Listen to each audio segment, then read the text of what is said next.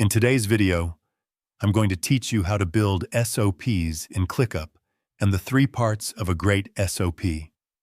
We'll go step by step, starting from your workspace homepage, creating a clear AI-assisted draft inside a ClickUp document, and finishing by placing that content exactly where it belongs.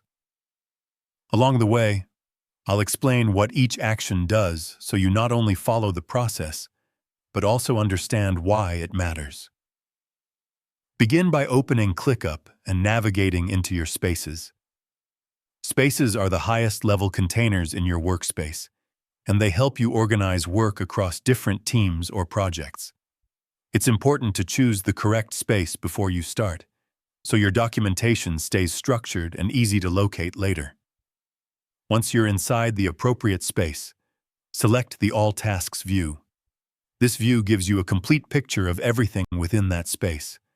While it may seem busy at first, it serves as a helpful starting point to access different tools and views connected to your workspace. Next, open the View options. Views in ClickUp allow you to look at your work in different formats, such as lists, boards, or calendars. In this case, you'll switch your focus from tasks to documentation. Select the Doc view to move into a document-based workspace. Docs in ClickUp function as collaborative, living documents that sit alongside your tasks.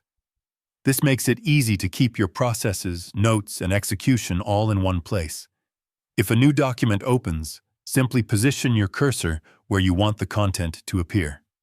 If you're working in an existing document, make sure you're editing in the correct section. Now, click on Write with AI.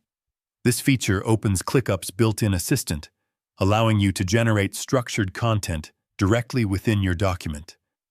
If you don't see this option, it may require enabling the AI feature in your workspace settings. In the prompt field, type Create an SOP in all caps. This gives the assistant a clear instruction to generate a standard operating procedure, typically including key sections like purpose, scope, and steps. Once you're ready, click Send and give it a moment to generate the draft.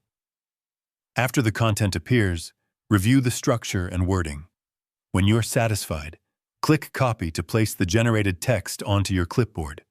Then return to your document and paste the content exactly where you want it. From here, refine the document by adjusting headings, adding details, and aligning everything with your workflow. This keeps your SOP clear, useful, and stored right where your team needs it. If you found this video helpful, let me know in the comments, give it a like, subscribe to the channel, and don't forget to hit the notification bell.